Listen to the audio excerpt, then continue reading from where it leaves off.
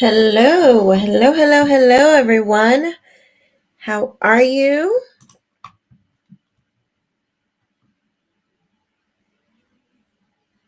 How is everyone doing?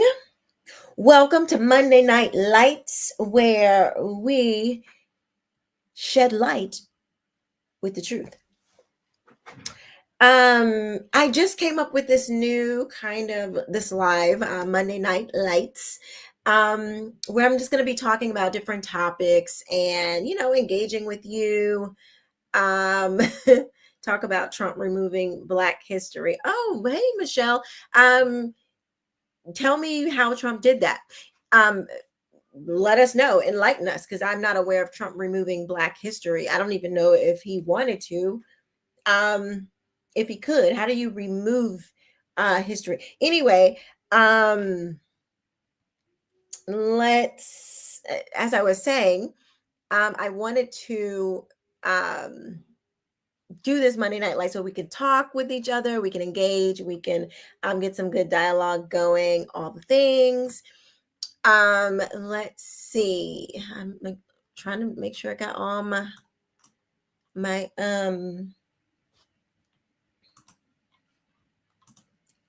everything I need. Making sure my mic is good. Making sure I got all the things. Okay, we have a lot of great stuff to talk about. Some of it is very difficult to discuss. It's very sad. We're going to continue to talk about this Austin Metcalf case, the Texas teen who was murdered, and also all the things that is sparking this race debate that is being had on Twitter, everywhere, because it's really not about race. It is being made about race, and now it's turning into like a black versus white thing, especially on Twitter. Probably most Americans, black or white, don't feel, Twitter doesn't or X doesn't speak for everyone. But when you see posts that are getting a lot of response, you can kind of see the sentiment of what a good amount of people are thinking. Okay, I got to address this. Let me address this Michelle person. Okay, she says, this is on Instagram. She says, Trump, he is rewriting the quotes that Harriet Tubman said. He's also removing Colin Powell's name from Arlington Cemetery. Look it up for yourself and don't be blind.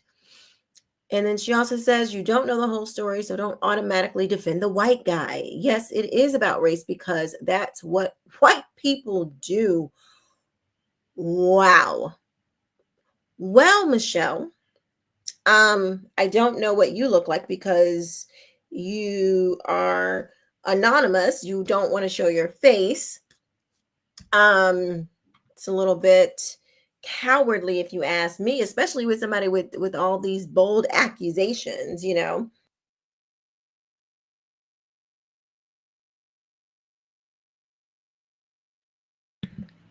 gonna look it up. Let's see if Trump remove Colin Powell's name.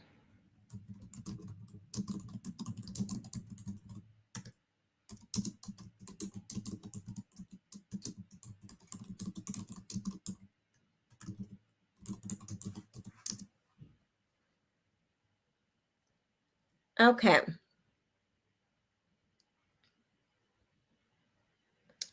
Uh, yeah. Michelle says she's a black woman. Shocker, Michelle. All right. So this says I'm being taken off of even my own thing, but that's okay because I think it's important to look at stuff like this when people bring these kind of things up because absurdities are spit out all the time, and it's important for us, like I'm doing on this Monday Night Lights. Hey, Alethea, as I'm doing on these Monday Night Lights, we're shedding light with the truth. So let's see. Okay, investigating here. Let me show you guys. Let me pull this up so you can see what I'm reading. I just went to the first, I just Googled it and went to the first thing. I didn't, I'm just flying off the cuff here. Let me share my screen. Okay. I vote fries, Trump all 3 times. Wayne Dupree has it on his.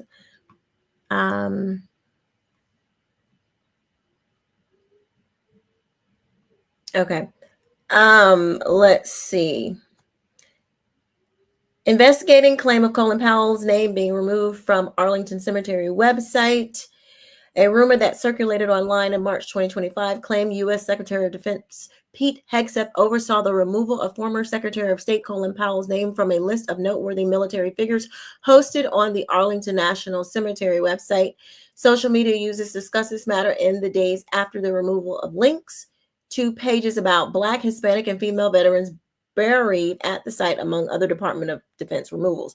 The Office of Army Cemeteries, a division of the U.S. Army, operates the prominent military cemetery just outside of Washington. The Army had other military branches report to the DoD. For example, one ex-user wrote on March 20th, Pete Hegseth removed Colin Powell's name from a list of notable Americans buried at Arlington. Hegseth also removed the names of every person of color and every woman on the same list. Only white men were left in place. End quote. That's what the user said. However, as of March 21st, the cemetery website's page titled Prominent Military Figures still featured a brief biography describing Powell's military service, in which he achieved the rank of a 4-star Army general. Even so, while neither Hegseth nor anyone under the umbrella of the Defense Department entirely deleted Powell's name from the page sometime between late February and early March, one or more people with access to edit the page removed a partial amount of the biographical information pertaining to Powell's race, as well as one mention of his name from the biography of another noteworthy service member. Someone later restored those pieces of information in mid to late March. The remainder of the rumor claiming Hegseth removed the names of every person of color and every woman, and that, quote, only white men were left in that place. Hey, Angel Wings.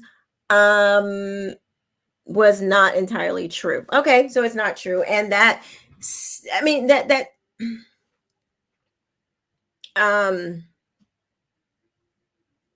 yeah. So I just read you the story. So yeah, it doesn't look like that actually happened. So why don't we do better with saying he's removing Colin Powell's name from the Arlington Cemetery? I looked it up for myself, so I was not blind as you asked me to do. Okay. Okay, so now, okay, that's not what my show is about tonight, Michelle. Go to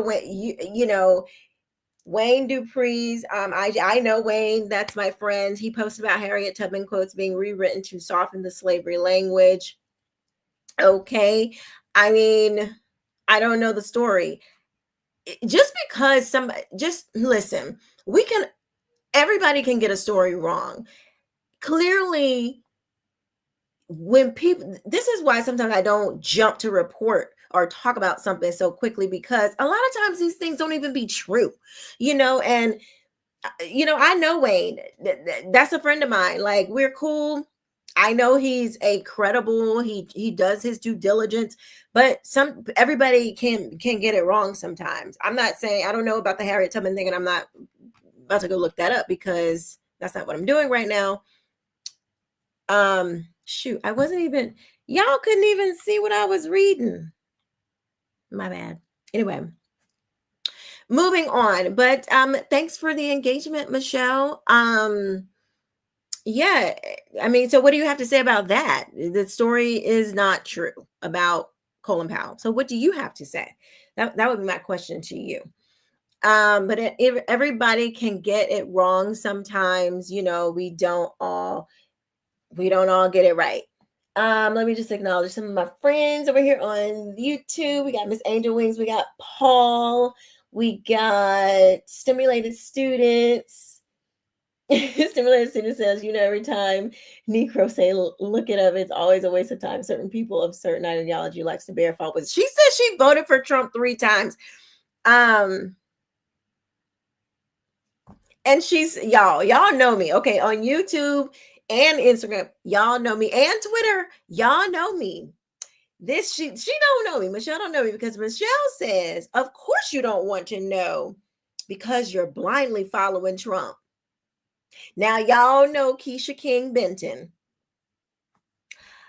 Keisha King Benton blindly following any politician. Y'all got me all the way messed up. You need to go and check my receipts, Michelle. Check my receipts, okay? I don't blindly follow any man, okay? I follow my husband and I follow Christ.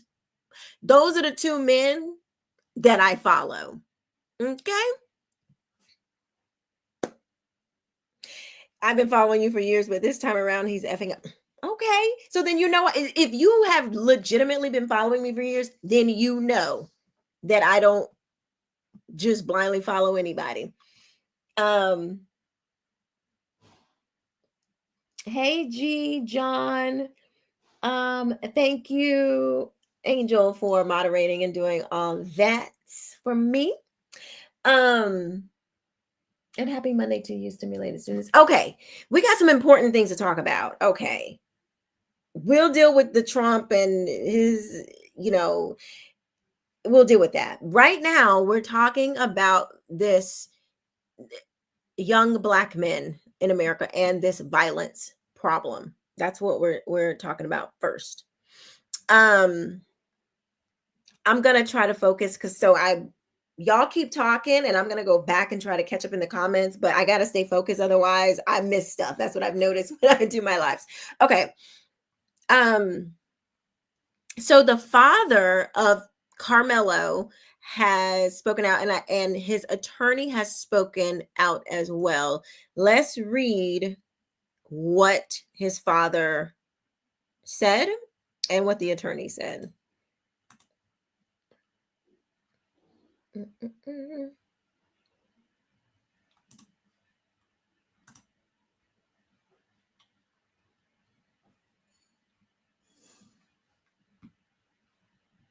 Okay. Why is this not? Let's see. I'm trying to Is this my story? Okay. Okay. Okay, here we go. Oops. All right. Family of Frisco teen arrested in fatal track meet stabbing calls for patience and prayers. Carmelo Anthony's family offered condolences, urge respect for the legal process as the murder case draws intense attention and online disinformation. The family of Frisco High School student arrested in connection with a fatal stabbing at a track meet offered condolences Monday to the other students' loved ones and called for the public's patience as they, quote, seek the truth through the courts. The statement issued on behalf of Carmelo Anthony's family by their legal team, comes after police say the 17-year-old Frisco Centennial High School student stabbed Austin Metcalf, a 17-year-old junior from Frisco Memorial High School, at a track meet at David Kuykendall Stadium on Wednesday. Anthony and his family, the statement says, are, quote, sincerely saddened that a life was lost, end quote. It goes to caution the public from rushing to judgment before all the facts and evidence presented. This will certainly be a long road ahead. The statement reads, and during this challenging time, we ask for prayers for both families, and we ask for your patience and respect for the legal process as we seek truth. Anthony remained in Collin County Jail Monday in lieu of a $1 million bond, according to jail records. His family has retained attorneys Billy Clark and Kim T. Cole. The statement says Anthony told police who responded to the stadium that he was, quote, acting in self-defense. I'm sorry, that's not a quote, but that's what he said. According to a police report obtained by the Dallas Morning News, the case has become a flashpoint on social media, drawing intense reaction, speculation, and disinformation online. Some of the police say that they're working against, let's see, the statement directs Academics who study social media told the news disinformation appeared aiming at sowing racial animus online. Metcalf is white, Anthony is black. The statement directs media inquiries to Casey Fox, the CEO and founder of the Vault, blah, blah, blah, blah, blah. Let's see. The case has had other ripple effects. The Wednesday, okay, the track meet was suspended, but it resumed on Monday today. Anthony's attorneys intend to seek reduction. Let's see, reduction to the $1 million bond, which they called excessive in a statement. I don't know. It's a murder charge, first degree felony, punishable with between 5 years and life in prison. I don't know if that's excessive at this time. We will not be making further public statements to protect the integrity of the proceedings. That would be smart. We trust that the judicial system will carefully examine all aspects of this case. Okay. So here's the thing.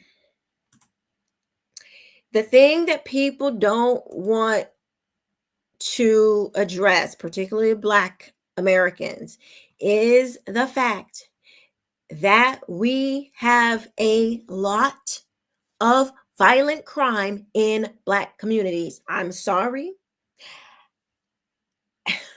I don't know why we rush to defend degenerates in Black. I don't know why Black people do this. I really don't understand it. You rushed to defend the, now this case and all it, in our system, you're innocent until proven guilty. He already said he did it. He said it's not alleged. I did it. He said he did it. The question now is if it was self-defense or not, which I do not see how this is self-defense. Proceed and polishes me either. If it's one thing the Black community will do is defend a criminal. I don't get it. Nobody else does this. But it's like if that has become, you know what? Maybe, okay, here's my theory that I just thought of. When you allow the kind of culture that Black people support, allow, defend, when you got, the music, all of that stuff, the fatherless homes, the single motherhood, we uplift all of the stuff. So when things like this happen, it's hard for you to be like, oh no, we don't support that, because you just supported all this other stuff. So how can you not support that? If you're gonna buy, he had a knife on school proper, he had a knife on school. Okay. I don't know what you're saying, Smiz 286. But and they weren't on school grounds. They were at a stadium. Like if you go to a regular football game, can you bring a knife to a football game? I don't even know if you can bring like a regular pocket knife. I don't even know if you could do that. But Andre says this reminds me of the Boondocks episode with R. Kelly. I have not really seen the Boondocks. I don't know about that episode. But anyway, if you are allowing, bigging up all of these different, hey Dayon,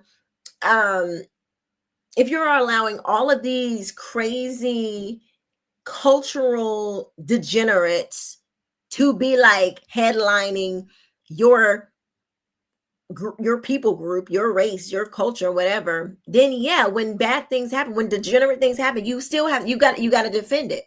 How can you backtrack now? I don't know how you can backtrack now when you've been defending it in the music, you defend it, Black. I hear this when I was talking about Black on Black crime at CPAC. This was like a few years back. Black people were like, Keisha, you can't be talking about Black on Black crime because crime is proximity. Most people kill people within their same proximity. Okay, but okay, we still know, we can read and we see that Black Americans Black men in particular, have more violent tendencies. Like what? I don't understand this. Not only do we defend the degeneracy, but then we want to deny the facts. So we're going to defend the foolishness and then turn around and deny the facts as well. Like you can't, that's too much. Like, at least go ahead and own it. Okay. Go ahead and just own up to it. So I see people saying stuff like, oh, well, y'all don't want to be talking about when it's school shootings. What about the school shootings? Well, you know what? What about the school shootings? What about um let's see. Um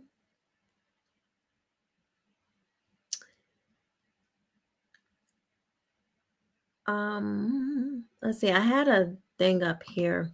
Anyway, there are a lot of school shootings. They often don't report when a Black person commits is the suspect. I'm just saying they don't, because it doesn't fit the narrative.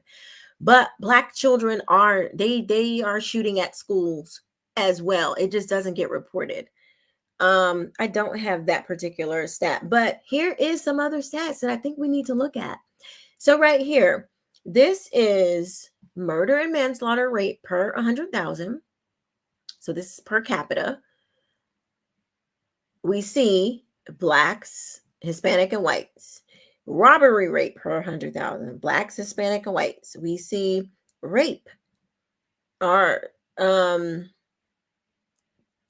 Black, Hispanic. We see it. We see who the leading demographic is. We got aggravated assault. We got motor vehicle theft. We got prostitution. This is not sustainable. If you're going to talk about, the Black community, the Black, what are you saying, Diane? Yes, Jacoby, we're talking about the Frisco incident. They really don't. I looked it up. They really don't. I forget what are you responding to? But look at this. We lead in all these categories. And then we have this one, interracial homicides, Black on white, as opposed to white on Black. Now, we do know that there are more white people, in America than Black people, but we look at the number of Black on white crime, even with white people being a huge, like 60 something percent of the population, and us only being like 12 or 13. We cannot continue to deny this. And here's the thing, y'all. While we want to sit up here and deny this stuff, we look stupid. You look dumb trying to deny something that is so obvious. It is so obvious. I know plenty of Black folks. We have these conversations, and you can lie to yourself if you want to. If you are Black, you know good and well you've had this conversation. Hey, Jesus love you. What's up? This conversation of like, okay, yeah, all these Black people are doing a lot of homicides. All these Black, you have these conversations amongst yourself. So is it the thing like you just don't want to have it in public? You ashamed to have that conversation in public? Because I know that Black families have this conversation, that you're basically afraid of young Black boys. You are. My husband, if we're going somewhere and he sees like or a neighborhood or something, he's like, no, I don't want to be around that. It's a lot of Black men. They don't want to be around that. Especially if it's young Black guys. Oh no, they don't want to be around that. I saw a childhood friend of mine. Hey, K-Mac, what's up? I saw a childhood friend of mine, and we were just talking about like, just different things happening. And he's like, Keish, these kids, He's like, these young kids do not care. They don't care. They will unalive you in a second. Like, this is like a street dude. Like, it won't, I mean, familiar with the streets. Jacoby says, I understand more and more each day why other races hate us. It sucks for us good folk, but it's understandable. You know, when you, I mean, I don't even think that they hate us, but it's like fear. You know, it's like, I'm, you know, you just don't want to be around it. You don't want nothing to do with that. And the more we sit and act like it's, you know, it's white people's fault, and, you know, it's the system, and it's slavery, and it's not really happening. It's right, it's crime, it's proximity, and all of this stuff. You will never be taken seriously. You will never be taken seriously, and no one will respect you because you're not respecting yourself. You're not respecting yourself when you lie to yourself. You're playing yourself. Who respects somebody that plays themselves? It my daughter has a saying, if you're gonna be anything, you need to be for real. Yeah, nobody's going to have respect for you or take you seriously if you're constantly playing yourself. Prissy and Polish says, my mom was talking the other day about the neighborhood can't ladies, and I said, talking about neighborhood candy ladies, and I said, you can't have one today because she will be robbed. Do you see the neighborhood candy ladies? Where is the honey dripper lady? Who's gonna do that? Not I. No, you're not. Let's see. Andre says, I wholeheartedly don't believe he was a thug, but Carmelo definitely indulged in Black culture. I seen a report he comes from a two-parent household. I totally agree with this. I don't think he was a thug. I was just telling my husband, he doesn't have, like, on his, when he was arrested, his mugshot, he doesn't have that dead eyes. Y'all know that look that these young kids be having. He doesn't give me that. I don't know if it was like, I'm gonna prove, you know, to myself, I'm gonna prove that you know, I'm about that life. You're not gonna try me. Prissy and Polishes, I bet he did come from a two-parent household living in Frisco. I don't know. Do they both live there, or is that just where the school? Yeah, I wasn't sure because I know it was a track meet, and I know, you know, different schools come from all over, and I don't, you know, I does he actually live in Frisco? I wasn't sure. K-Mac says, I haven't seen his father being interviewed as of yet. I haven't either. I don't know if, you know, obviously he has a mom and a dad, but I don't know anything about his parent situation, his home situation.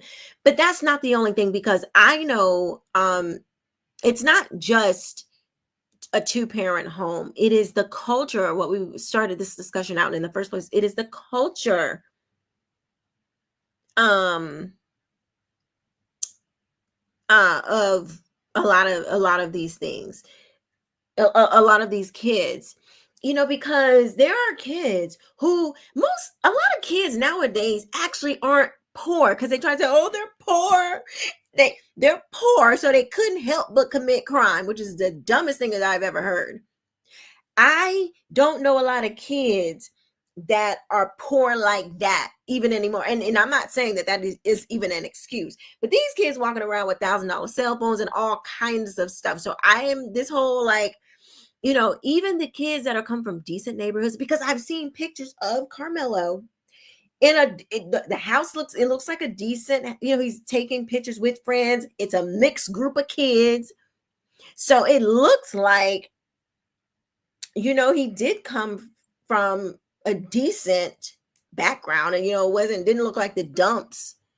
But a lot of kids that are well off, because Black culture says you got to be a thug, you got to look at his hair, like, you got to wear your hair like this, you got to look a certain way, you got to listen to a certain type of music, you got to uplift degeneracy. You gotta want you gotta wanna treat women badly. Y'all know you can't speak a certain way, you can't make good grades, you can't do y'all know you can't do certain things if you want to keep your black card, okay? Which mine was taken a long time ago. My mom was like, no, thank you. You're gonna speak proper English. And people, because me and my siblings, we spoke proper English, we were, denied our black card, yeah. I'll let you know when I cry about it. Um, let's see. It seems the overwhelming percentage of Black folks are tight-lipped when it comes to the destructive and dysfunctional aspects of Black culture. Very tight-lipped. And that's what I don't understand. But I think it goes back to this like idolatry of race. Because yes, Paul, okay, we'll get to that in a second. This idolatry of race says that you can't snitch. This idolatry with race says that oh Jesus, says that you have to just act crazy.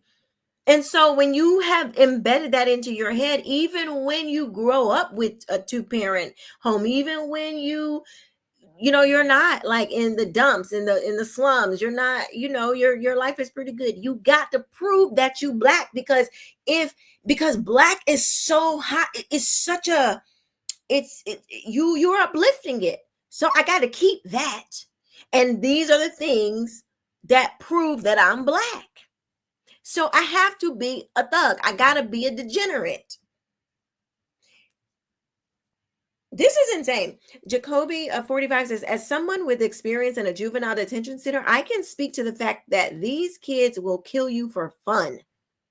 The culture is satanic. That is exactly what my friend, a friend of mine we were like 4, 5, 6 years old growing up. That is exactly what he was telling me. His brother is a police officer. So yeah, he's like, it's wild out here.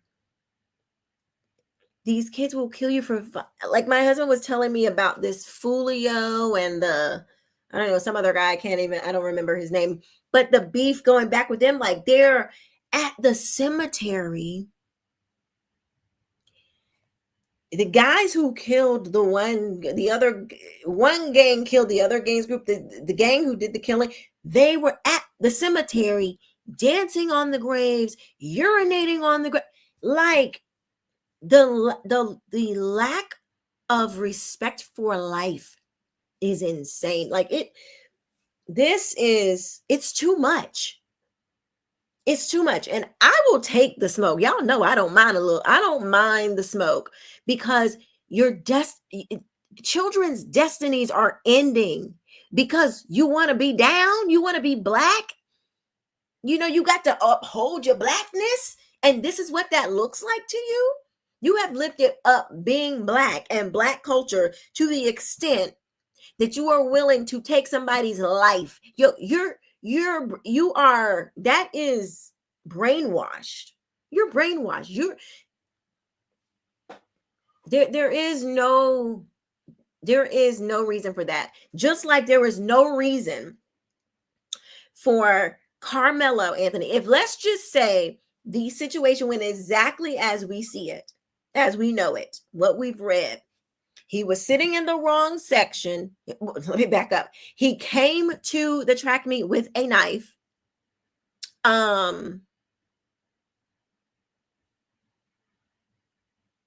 Who's evil? Paul. He came to the track meet with a knife. Then he sits in a section that he knows is not his. To me, you looking for the smoke. You're looking for the smoke. You want somebody that to me, that's what that says. Austin says, yo, what are you doing over here? Get out. And he's grabbed, I believe, Anthony grabs his book bag, and says, touch me. And I forget exactly what he said, but like something like, touch me and you'll see, put your hands on me and you're going to find out, something like that. Y'all know. Austin pushes him. He reaches into his book bag and stabs a knife, plunges a knife through his chest. You mean to tell me you ain't never been pushed by your cousins? You ain't got no cousins. You don't have no friends. You ain't never been in a fight. You like, what is wrong with you that somebody pushes you the slightest bit of aggression and you ready to pull out a whole knife and kill somebody? You're psychotic. You want to be black. And I'm saying this as if we know exactly what happened and this is the truth, all the things. He's innocent until proven guilty, but y'all know, I'm just trying to, cover my bases. But something is wrong with you. Something is wrong with someone who cannot take a shove, a push. And this is what I cannot stand is you have Black people. Y'all should see, I don't know if y'all are on X like that, but y'all should see how Black people, what they're saying. It is disgusting. Oh, well, how come it was good for Kyle Rittenhouse, but it's not good for Carmelo Anthony? Did Austin have a gun? Was Austin in the throes of a threat against his life? No, he was not. And this is what I hate. I can't stand when Black people act like people haven't been shot and killed for stepping on somebody's dang on shoe. That was a big thing. That y'all know exactly what I'm talking about. People used to, in the club, it was like a whole thing. Oh, you can't step on my shoe, because if you step on my shoe, it's disrespect. Boy, like, you're a punk. You are a punk if your first action, if you get pushed, is to turn around and stab somebody or shoot somebody. I can't say what I really want to say, but you are a Mitch is what you are. That is what you are. That's what it is. There is no way that you are and I know he's a young boy, but 17, you old enough you should have been in a couple fights by now. Like you should know how to take care of yourself, relatively speaking. Okay. If somebody pushes you, that should not provoke you to pull out a knife and plunge it into somebody's chest. You know how people having these like videos about like fights and stuff like that, like kids fighting in school. Honestly, I don't mind those videos. I think it's good for kids. This is controversial, but I think it's good for kids to fight in school as long as it stays with just, fist. Because back in the day when you fought, you got up and most of the time you were back friends, 2 days later. Nowadays, you can't even get into a fight. Like, I think boys need to do that. I don't think it's wrong for and when you're watching fights are brutal. Like, they are brutal. I don't watch that kind of stuff because I don't want to see it, but I don't think it's wrong for kids that age to be fighting. They need to know how to fight and they need to do something with that pent up anger and they need to learn to fight. Instead of just going to get a gun. Jesus Loves You says, I threw hands with my best friends growing up. Best friends immediately after. It's true. That is true. Hi, Will. Let's see. Will says, thank you so much, Will, for the super chat.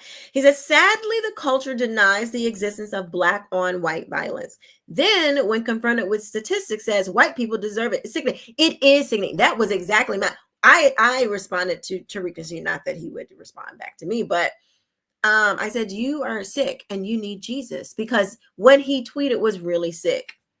He is a disgust. That is he's trying to compare like Kyle Rittenhouse, like saying that the guy deserved it because they got into a little back and forth. Like, you're crazy. You're just as crazy as the Anthony guy.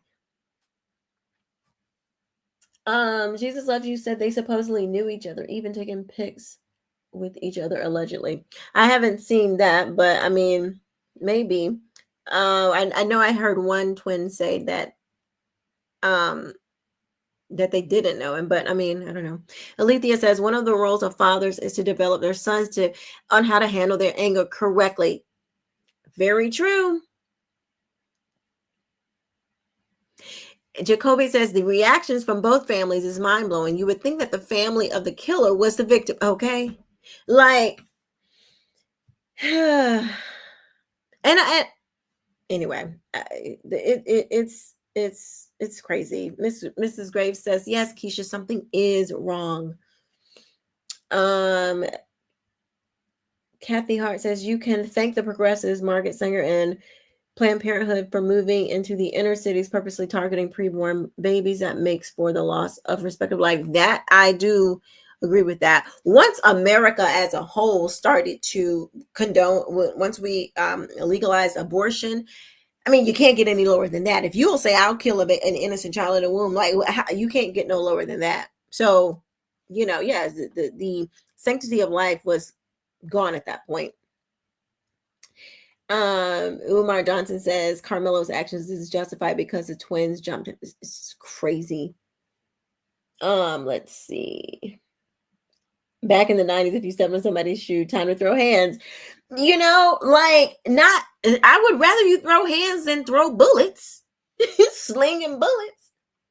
Yes, you need to learn to take a loss.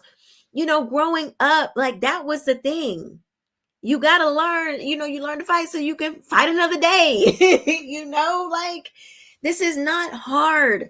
But this brings me to this other topic that I wanted to talk about. And it's with Megyn Kelly and Matt Walsh. Now, I love me some Megyn Kelly.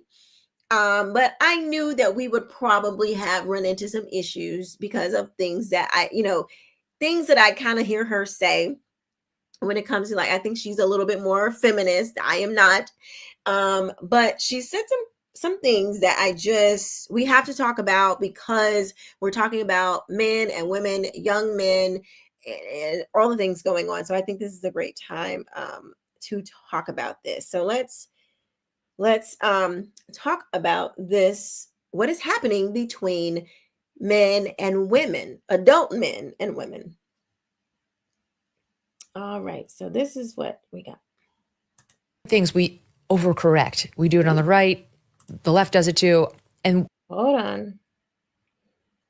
Back it up. All right. We do it on the right, the left does it too. And what's happening right now on the right to some extent is it's morphing into, and there's something wrong with somebody who works. And the women who work are less attractive and not good partners. And also, if you choose to work in like your 20s and your 30s and spend a lot of time at the office, you're effing up your whole life. You're not going to meet a man and you're not going to have a kid, even though that's not necessarily true. It's much easier to meet somebody and have a baby in your 20s because you're young and you got your totally golden eggs. Yes. But so many women have kids in their 30s. I mean, without fertility help. And we've just sort of gotten to this place on the right. Okay, Megyn, here's the thing, girlfriend. Just because women do it, it doesn't mean that that's the best way to do it, because you do have, as a 43-year-old woman, I can tell you, your patience for raising kids is not what it is in your 20s. Okay. Your energy level, there are so many things, the quality of your eggs in your 30s. There's a reason why women are struggling to get pregnant. Let's not even talk about all the the birth control and the hormones and the food and all of and the weight.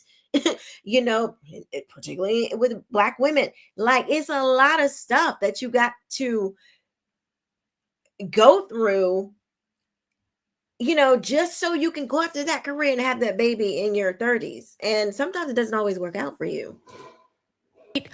Where the messaging to me is like, it's making me really uncomfortable. But here's what's happening on the right. Young women, and I talk to young conservative women all the time about their lives and their goals and, the things that they want. And what's happening is they can't find men who are maybe more conservative. Usually they're looking for somebody who is religious, like a lot of conservative women tend to be God loving conservatives. And they can't find a So this is a bit of a longer clip, but it's necessary. So bear with me. lot of young men who want to marry a working woman now. And this is an actual problem that's coming up on the right. And to me, it's so sad because it's like, how did we get to the point where we're now telling young, conservative, amazing women that they're not attractive if they also work, if they choose to, let's say, do what I'm doing and what you're doing and like get their voice out there. But I'll stick with me just because I think conservatives listening to this will like the thought of another Megyn Kelly voice up and coming. Well, why wouldn't we want that? Why would we take somebody who's talented in this field and really wants to make a difference and have the messaging to her be, you're really not that valuable unless you give it up and go into the home and only have a family and only raise a family. And not only are we sending her that message, but young men are actually believing that. They're actually believing it, especially on the right, because like the trad mom has gotten so popular. And it's like, no, if we do that, we're not going to have any strong conservative or right-leaning women to provide a role model for younger conservative women who, and there's nothing to apologize for here, don't necessarily want to spend all their 20s and their 30s getting married and having kids, or can't. They just weren't able to meet somebody and definitely don't need to be shamed over it. Oh, Megyn, why, Megyn? Oh, Megs. Okay, first of all, you hear how she moved that needle? She said maybe they don't want to spend their 20s. First it was, maybe they don't want to spend their 20s. And then they're going to have the marriage and the babies in their 30s. Then she said they don't want to spend their 20s and 30s. Okay. The problem is that just because she used herself as an example, and Megyn's, she's happily married. They have 3 kids, I think 2 boys and a girl, 2, I think, something like that. I know. Well, K-Mac, I'm actually not surprised that Megyn said this because you can, if you listen to her, I listen to her regularly, you can hear the twinge of the feminist in there.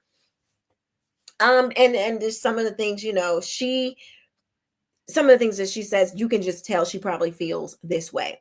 Here's the thing, Megyn, and anybody who thinks like Megyn does.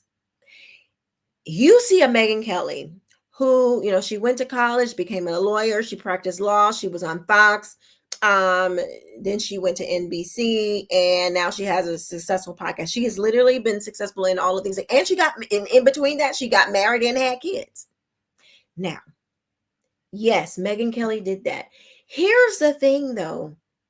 Most women, the vast majority of women, are not capable or have a desire to go on to have that kind of a career where, and I only say that because it affords you you can have help. You can, you have more flexibility with your schedule in a lot of things. You have the help to accomplish your goals where your kids don't fall by the wayside. That's one thing. The other thing is you were able to find a guy that, I mean, I don't know your husband, but that didn't mind, or that even if he did mind, he was like, okay, that's whatever.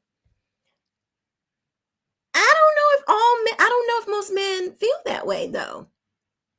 I think most men feel like what Matt Walsh said. And before I play that, let me show you what started this whole thing. This woman who was saying, she said this on Twitter or on X. I keep calling it Twitter. Where's my notepad? All right. So this is what started it.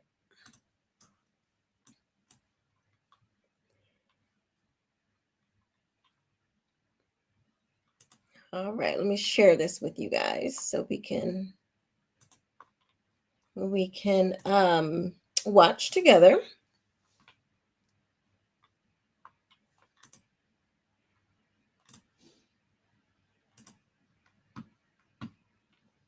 Okay. We're not going to play the whole clip. It's 5 minutes long, but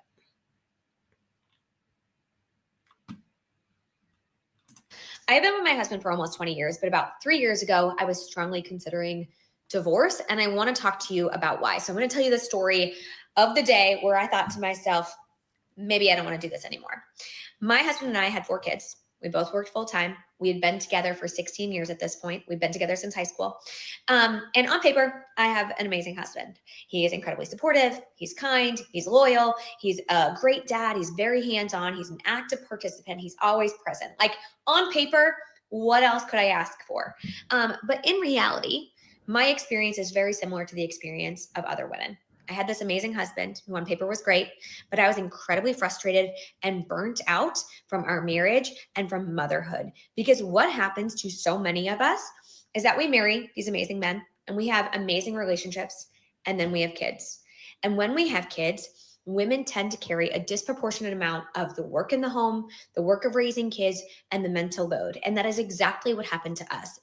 About 3 months after my 4th baby was born, I remember looking at my husband and saying, I need more. I need you to do more. I am exhausted. I am in charge of everyone and everything in this house. Every night when we cook dinner, you ask me what to make. Every day when you drop off the kids at daycare, you ask me what they need in their backpacks. I am the project manager of this home and I need you to do more.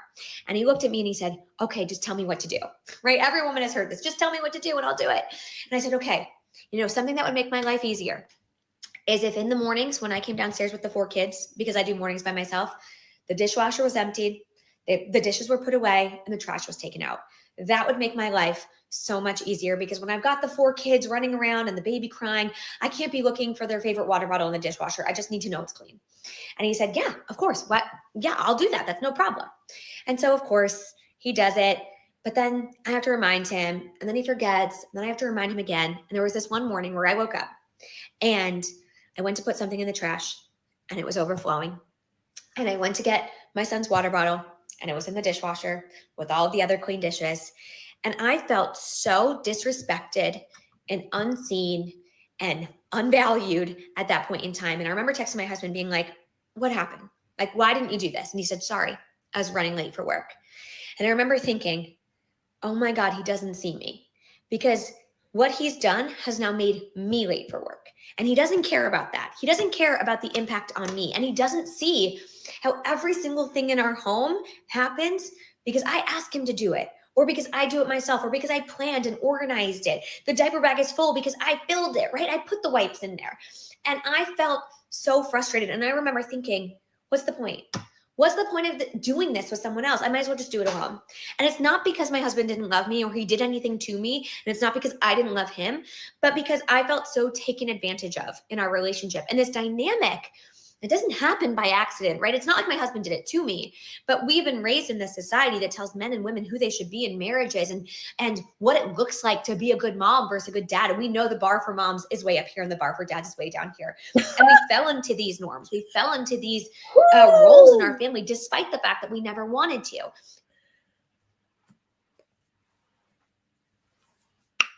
Whew, okay. All right. Whew, okay. All right. I see the comments is popping already. Okay. For anybody who thinks like this,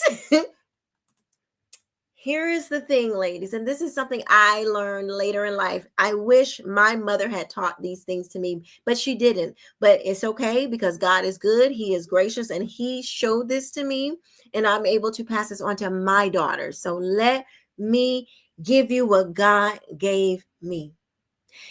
And this is for Megan Kelly too. Megan, this woman, and all the other women out there who might think this way. You know how we talk about how men are not women, like with the trans issue? Men are not women and women are not men. Okay. Even if you're not trans, men still aren't women and women still aren't men. We're not only different by in our physical makeup, we are different in our the way we think about things, the way we look at the world, and we are different in the things that we want to do, the things that we are geared towards. There's a reason why, married lady, that you are on top of their favorite water bottle, the diaper wipe, the wipes being in the diaper bag. Now the trash, I ain't gonna hold you on that one. I think husbands should take out the trash for the most part. Like, I do take out the trash from time to time, but I really don't touch the trash. I don't touch the gas. I barely drive, unless I'm by myself. But my husband takes care of a lot of things that I am so grateful for. And I don't, this woman, her talking about she's doing that. I can do bad all by myself. She's saying that in the non-ghetto way. I can do bad all by myself. I might as well be by myself if I got to do everything. Okay, you are going to, I'm grateful that you didn't leave your marriage. But let me tell you, somebody who was divorced and now remarried, you you have a great thing going. If your husband is like, tell me what you want, and I'm going to try to do that. He forgot to do it. He was running late for work. You will, his impact on your life, his what he brings is maybe it's not the word, the sippy cup and the diaper bag and all that stuff. It's a lot of other stuff that you probably don't even realize. The stress that men carry, the things that are on their minds that they don't share with you because they love you and they don't want you to worry about it. The things that, it's like the unseen protection that men give. The unseen, when if there's a knock in the middle of the night and a Carmelo Anthony is at the door, I'm just playing. Let me stop. If there is a killer at the door, who getting up? When you're a single parent, you're getting up. Ain't no protection, ma'am. You ain't just rolling over, nudging your husband, saying, honey, somebody's at the door. Sometimes it's unseen or you don't realize those things. But be single and let somebody come knocking at your door at 2:00 in the morning. You think are you gonna feel as secure as you would feel if your husband was there to get the door? No, you're not. That's an unseen protection that men provide. You don't even worry about it. There is such a different way that I move in the world being a wife than when I was single. It is totally different. I be walking around like I saw this I saw this Instagram post once, and the husband was like me in the airport, and he's like checking the exits, and he's looking, okay, we got to go here, and the wife's like, "Working my way down." I'm like, that's me. When I just don't like. I am just not as concerned about my safety because I know my husband is watching. I know it. Like, I know there's so many things that I don't think about anymore. I'm just like, and it's such a relief because we aren't built to carry certain things, and that is okay. It doesn't mean that you're less of a woman.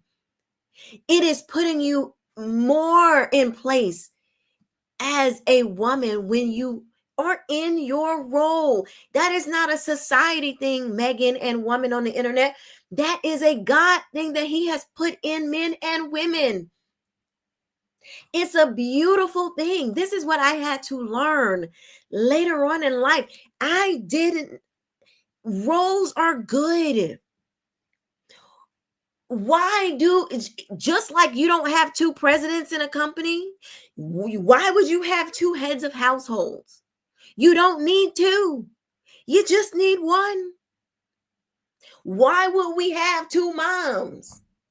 You don't need, like, that's confusion, ma'am. There is a reason why God set us up with like it come in the package. The moment I found out I was pregnant, and this is with my ex-husband, he had accidentally like bumped into this like, like a little pylon, didn't even hit it hard or anything like that. I instantly grabbed my stomach. I probably was all of what, I don't know, 6 weeks pregnant, 7 weeks, then, just barely pregnant, maybe a month. Instinct. My natural role is to protect my babies. That's not society's makeup. That is not the reason why women are struggling in the workplace and trying to do it, realize why the trad thing is becoming popular is because women are like, oh, thank you. Yes, husband, here, please take this. Yes, here, please take this load off of me. That what society has done is told you to put on the load. Here, take the load, be the breadwinner, be the provider, be the protector, have the kids, have a job, do it all. Because you don't need no man. You go, girl. You're going to change the transmission. You go, girl. You go right ahead and do that. We are geared and wired a certain way. We are geared towards the home. We are geared towards our children. We are geared towards our husband. That's good. That is a beautiful, good thing. When God set that thing up, it was good, he said. I don't know why. Well, I do. I mean, this is a trick of the enemy to make women want to be doing what men do. And I'm gonna prove it to you that this is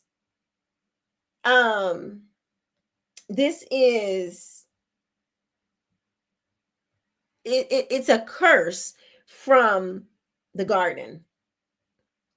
Now, some people might not agree with me, but I don't care. Fight me. I ain't gonna stab you though. Let me stop. But hold on. Let me look it up on my phone. Let's be able to find it quicker. There is a scripture.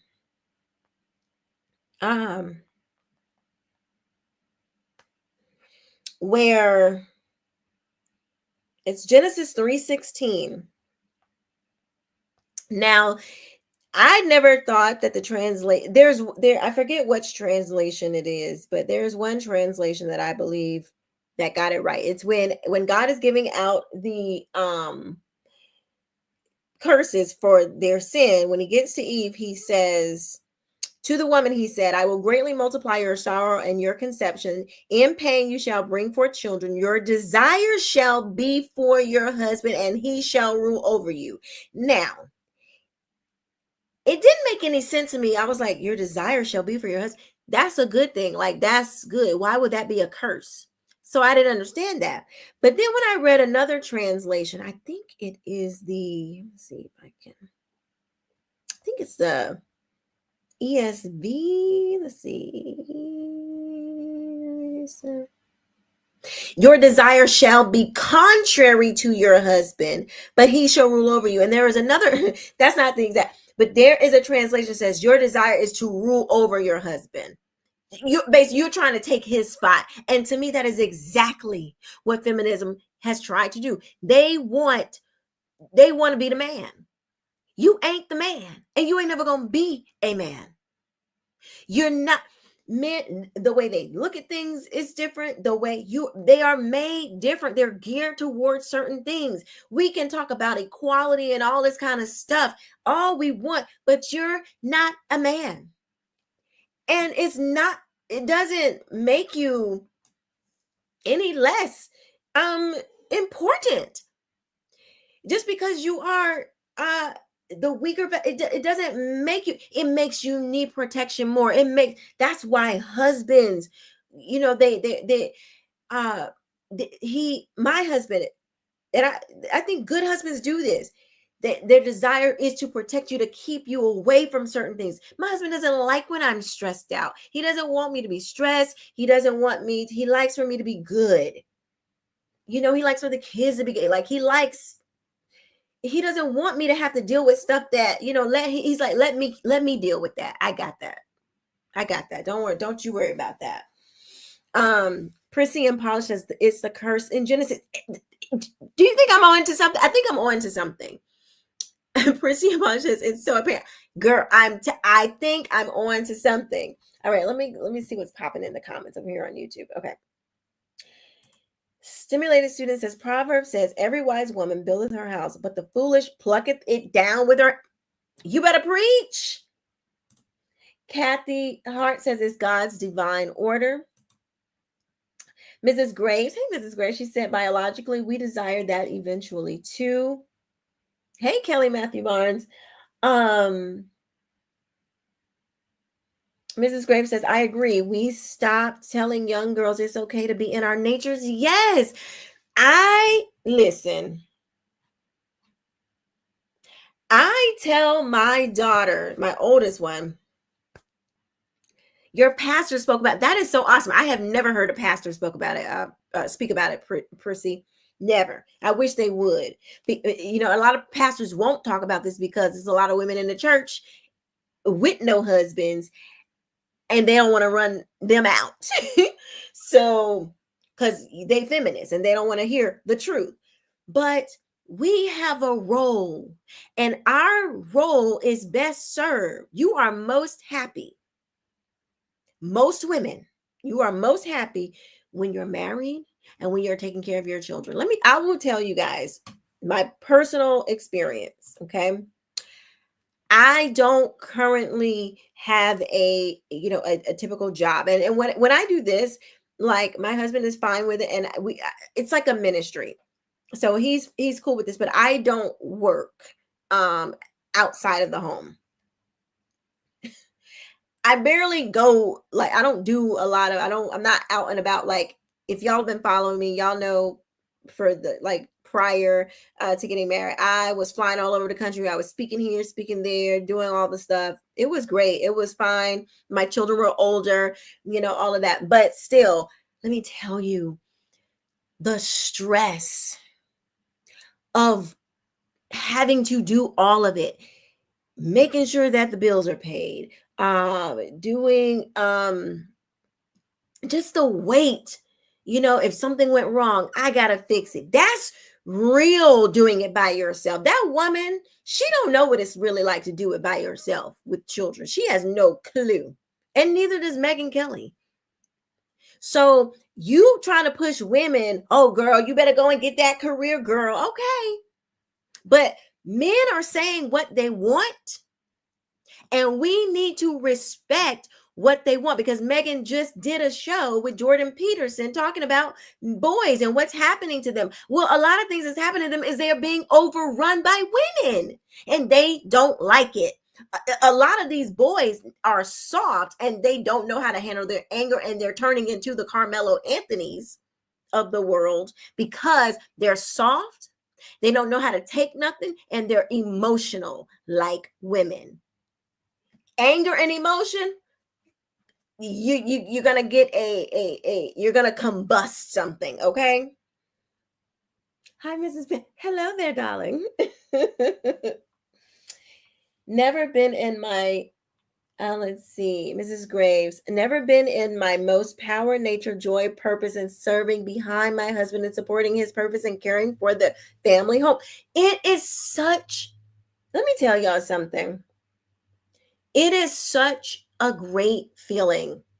And I'm not saying that women can't work, because we talk about the Proverbs 31 first one, she worked, but her home was her priority. When she worked, she wasn't going to build her career and build be the CEO. She was storing up stuff for her family. She was storing up the resources for her family. And it wasn't like, she was making things and selling them in the market and stuff like that. Y'all, people be talking, I want to, that Proverbs 31 one, she did a lot, but it was all in service of her family and her children, and her husband called her blessed. Like, it's not like you can't do anything, but you do it in your home. You do it where your family is first. And if that has to take you outside of the home, and I understand that families are different and some people have to work because, you got to pay. I get all that.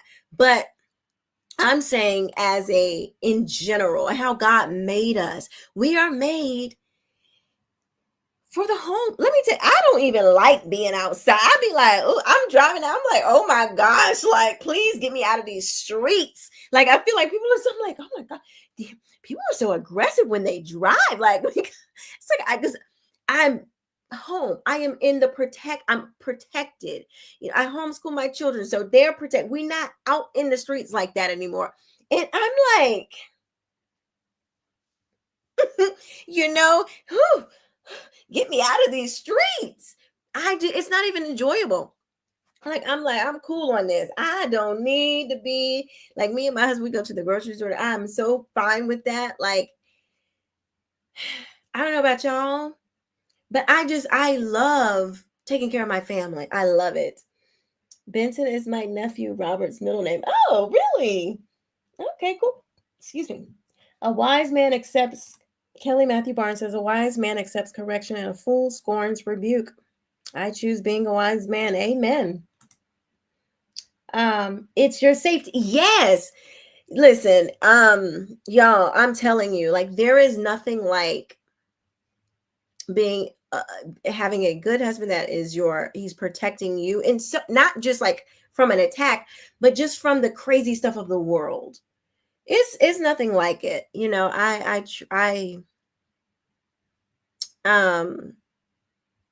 I love it. Alethea says, I've also learned that there is a blessing in biblical submission of a wife to her husband, and the household is protected. Amen.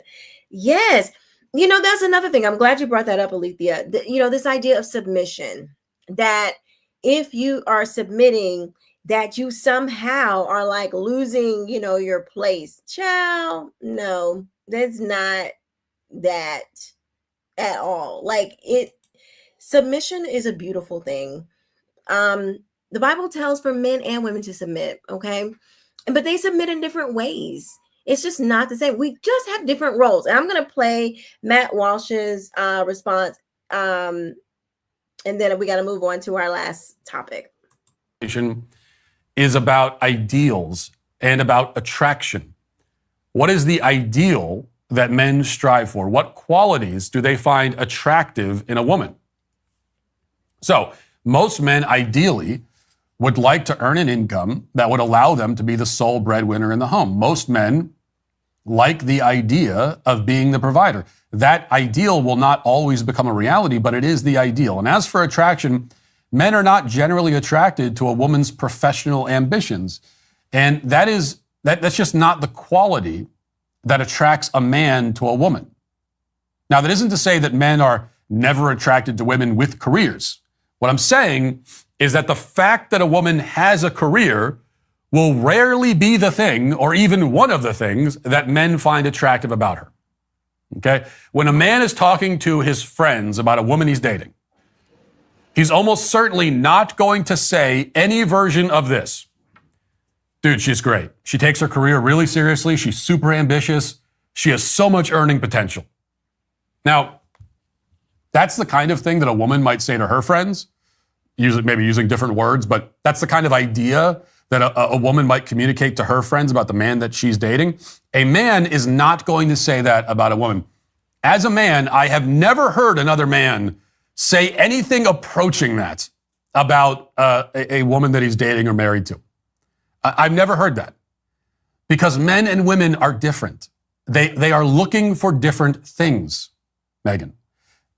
A man might be attracted to a woman with a career, but he's not going to be attracted to her because of her career.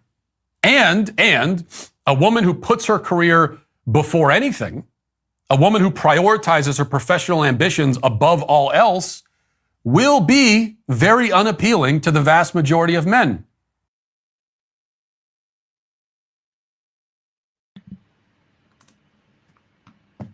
That's just a fact. It's just a fact.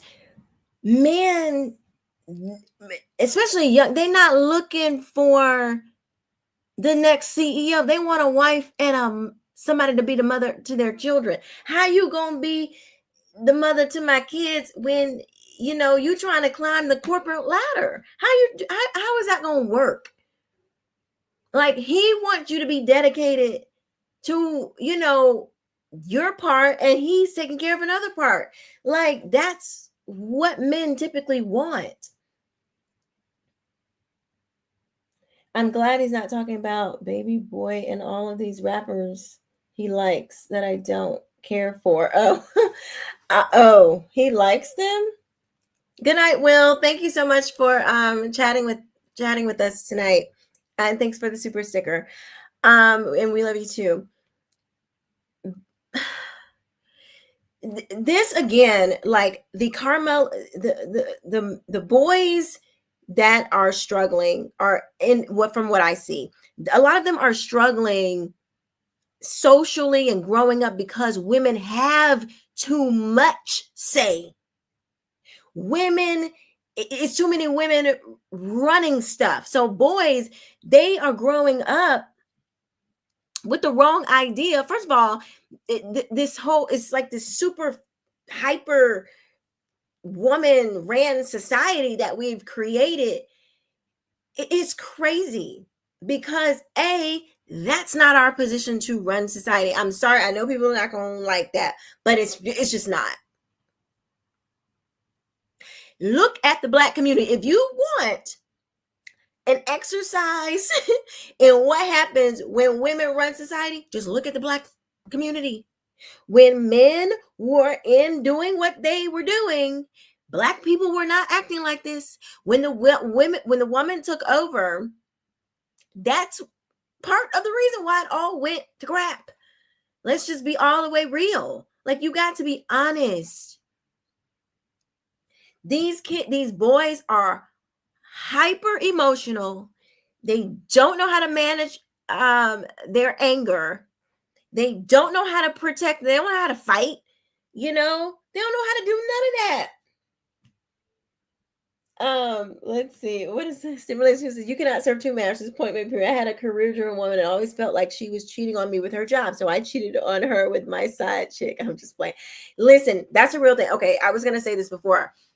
I think that because we've seen a rise in women being unfaithful in their marriage, I think that a lot of women are being unfaithful, not only because of social media, but because when you're in the workplace, you're away from your family.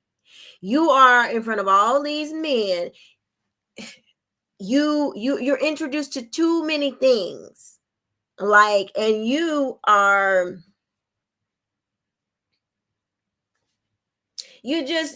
too exposed, and I think that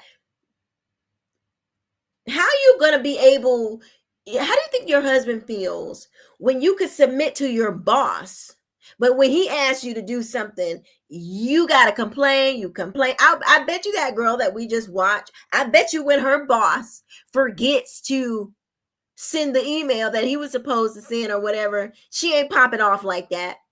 She ain't like, I'm about to quit. I'm gonna quit because I'm so overworked. You're not, you give a man that is not providing for you and your children more respect than you do your own husband. How about that?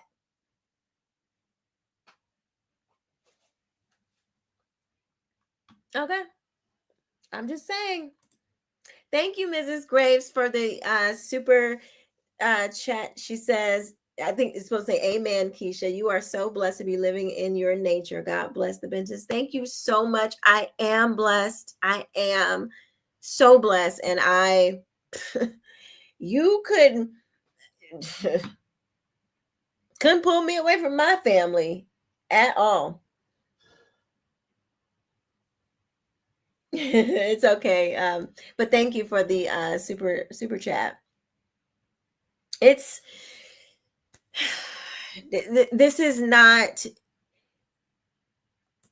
that's not what we want to do. You want to give your husband the utmost respect. And when you can't, you're giving your boss all this, you got to run, you're at the office, you're working late and you're doing this and you spend more time over there. Like what does he have left? What do your children have left? They get the rest of you. And again, I know that some women have to work. I know, sometimes you have to work, I get it. But I'm just saying in general, there's nothing wrong with wanting to be at home. Thanks to the loss of God and the welfare system. Yeah, that's true. It is true. Blessed to be a blessing. Thank you so much. It's really sad. Let's see. I was gonna play Jordan Peterson's response, but I really want to get to. I don't want to go. Okay, because I'm already at like an hour and a half. So let me go ahead and get to this other thing. Okay, y'all. For my Christians out there, y'all are going to get a kick out of this. This is I mean, it makes me mad, but then it makes me laugh too. So the left is trying to use Christianity to appeal to Americans. I think that because they see conservatives, we're winning, Republicans are doing well, more people are coming over to the Republican side. They are trying, the left, Democrats are trying to use Christianity now to appeal. So I put a post on I'm sorry, on Instagram about this the other day. So this is what Jasmine Crockett tweeted the other day. That's not it. Oh, yeah, I was going to show you guys that, but that's not the one. Let's see. So she tweeted, let me find it.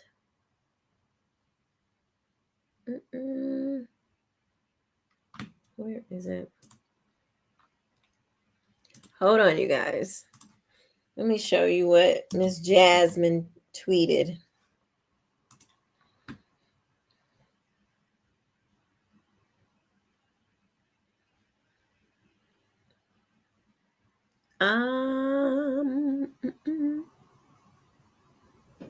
Let's see.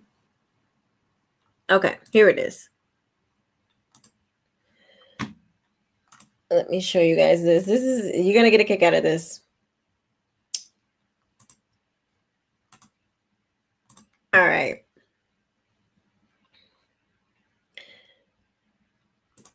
So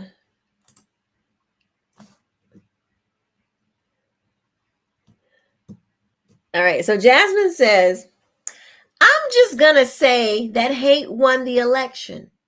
We are only united in our current suffering. I said, whoop. Wait. That's Christian. That you done not my Christian ear done popped up. We are only united in our current suffering. That sounds biblical.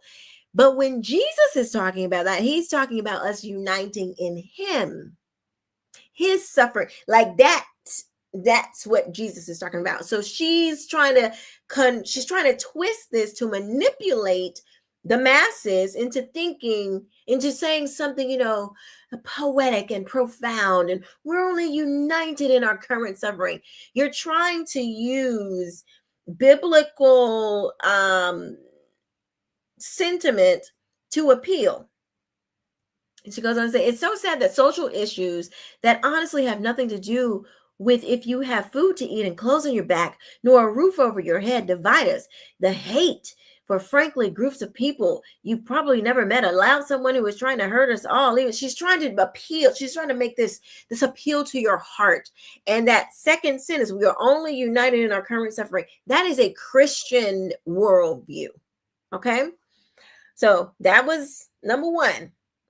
Then I saw this on Black Conservative Perspective, Mr. Greg Foreman. I saw him play this and I was like, that's interesting. He didn't have the same take as I'm going to have, but listen to this.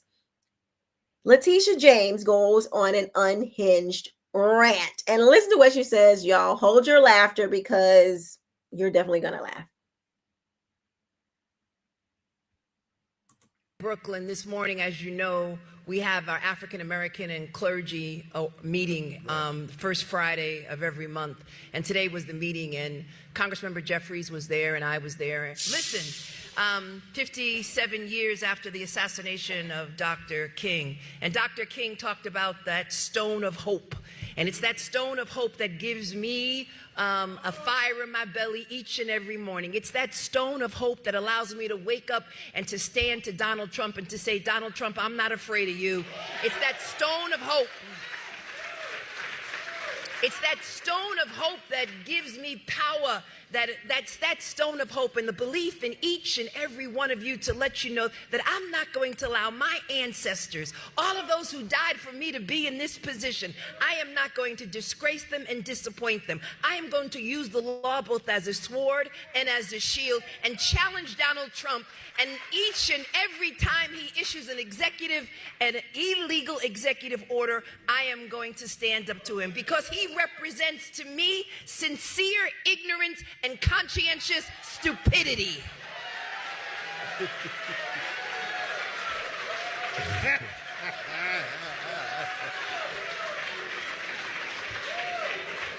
Sincere ignorance and conscientious stupidity.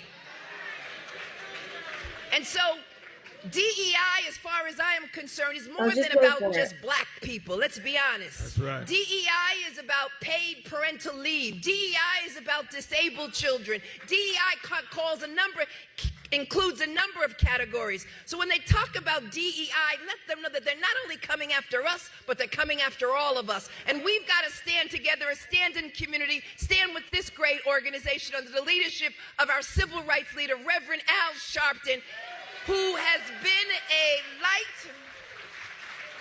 a bright and shining light in the darkness. But I don't know about you. It's that stone of hope that inspires me each and every day. And listen, faith and fear can never share the same space. And so I'm covered by the blood. And I'm not afraid of Donald Trump. You can come after me, but no enemy, nothing formed against me will perish. Nothing formed against me. What? Nothing formed against me. Nothing formed against me. Say what? Let me run that back one more time. Nothing come after me, but no enemy, nothing formed against me will perish. Nothing formed against me. Nothing formed against me. Hey, Prudence. Hey, girl, over here being silly. Nothing formed against me will perish. Okay. Y'all know she's trying to say no weapon formed against me shall prosper. But she said no weapon formed against me will perish. Okay, girl. So the weapons are going to go forth. Hey. Dang, you won't hear me complaining. You won't hear me complaining. The blood is covering you. Notice she didn't say the blood of Jesus, because the enemy is going to use.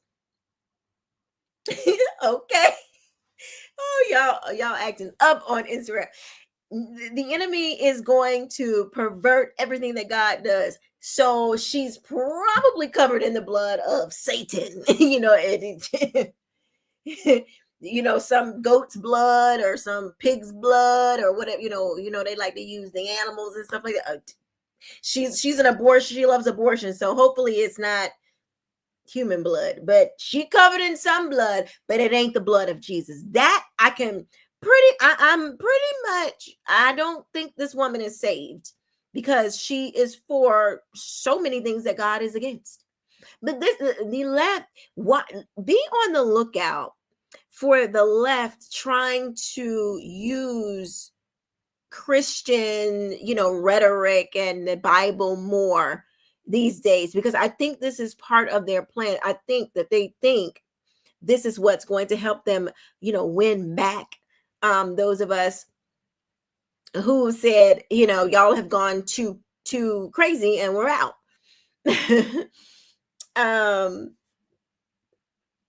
Parlay. CJ McCrae says she is not very smart. No, she's not. DEI is about telling white people they were born racist. Yes, it is.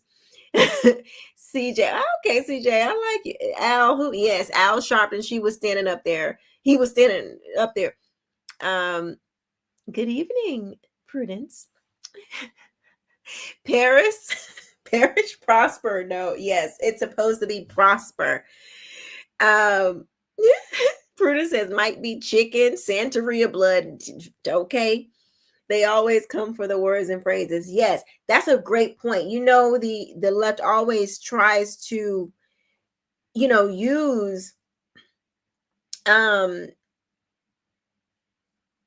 God's stuff, use God's things and twist it up. And to make you think that they're on, saying things that are right and good, but they're not. Case in point, Jamal Bryant, he does this all the time. But be on the lookout for the left starting to do this, to lean more into the Christians and let them know that they know we're not buying it. You can't fool us. I need to see you repent and accept Christ as your Lord and Savior. And you need to denounce the Democrat Party. You need to stand against abortion. You need to stand against the LGBTQ lifestyle, not necessarily not the people, but the lifestyle.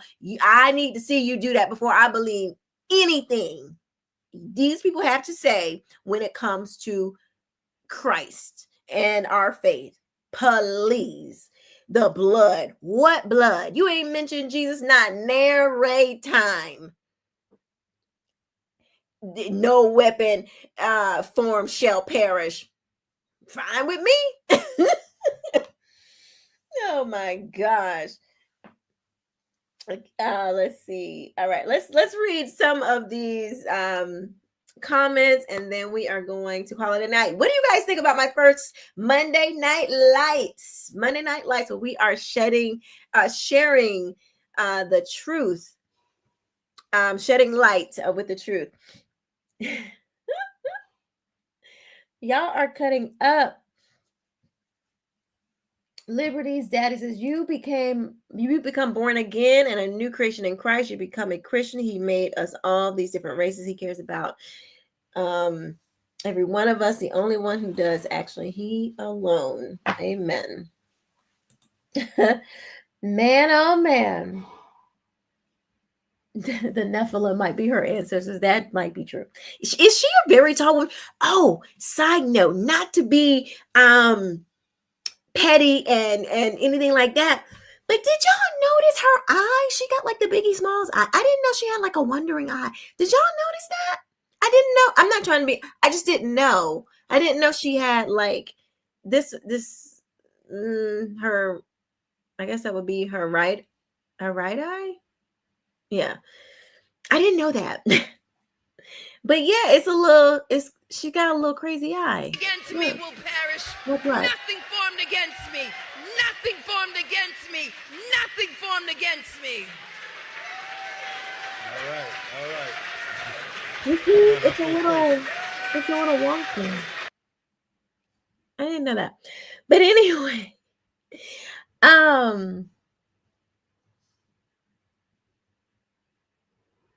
Satan is her daddy, says K-Mac. Paul says this is what keeps our criminals safe here in New York City. Oh, Paul, I didn't know you lived in New York. She's covered in blood, but she needs to be plunged beneath. Kelly Matthew Barnes says she's covered in blood, but she needs to be plunged beneath the flood of the blood of the Lamb. Okay. Oh my gosh. Oh man. I think many have woken up. Prayer, y'all, is powerful. Let's just keep praying. They truly repent. Yes, Mrs. Graves. Please do not be deceived by the people. They are not. Please do not be deceived by people who are not Christians and hate the God of the Bible. Yes, they do. Um, we love it. Keisha. Oh, great. Yay. I'm glad you like it. CJ McRae, shifty eye. Notice it. You noticed it, Prissy? I did not notice, but I'm glad you enjoyed it. Let's see. When I'm petty, it's Tom Petty. Okay. I just, when I was watching the clip preparing, I was like, is that a Biggie Smalls eye? That's a Biggie Smalls eye. Like, the eye is shifty.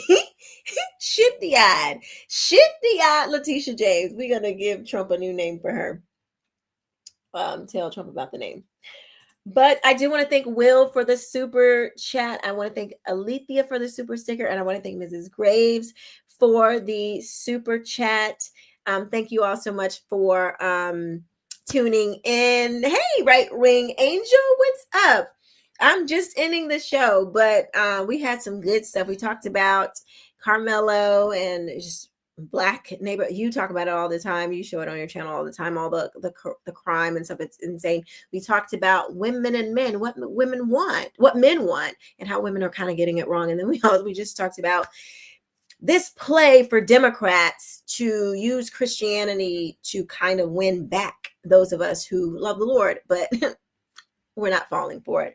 But that's what we talk. So basically, it's probably going to be like 3 to 5 topics on Monday nights at 8:00, a live show. And yeah, we'll be cutting up, having fun. Y'all know me. But also talking about the things that are really important, you know, to conservatives, to Christians, as we always do. So so y'all put it on your calendar, save the dates, Monday nights at 8 p.m. Come with your popcorn, come with ready to engage. Make sure you share this out. Like, if you haven't subscribed, please subscribe. I am trying to grow the channel, so voice thoughts and opinions like what we share over here can make it into more people can hear it. So you guys, let me know what different topics, if you see something, let me know what you want to talk about and things like that. You can just hit me up on, I should probably give an email for right now. Just hit me up, message me. I'm reading comments on IG, X, YouTube. Hit me up there, whatever topics that you want to discuss. But yeah, this will just be our hangout spot where we, talk about all different types of things, of course, faith, culture, and politics, and, the next generation, which is things that I am certainly passionate about. But thank you guys for tuning in. I will see you later. We'll be back Monday nights, 8 p.m. And then I'll also still be releasing different videos throughout the week. So thank you guys for tuning in, and I will see you next time. Bye-bye.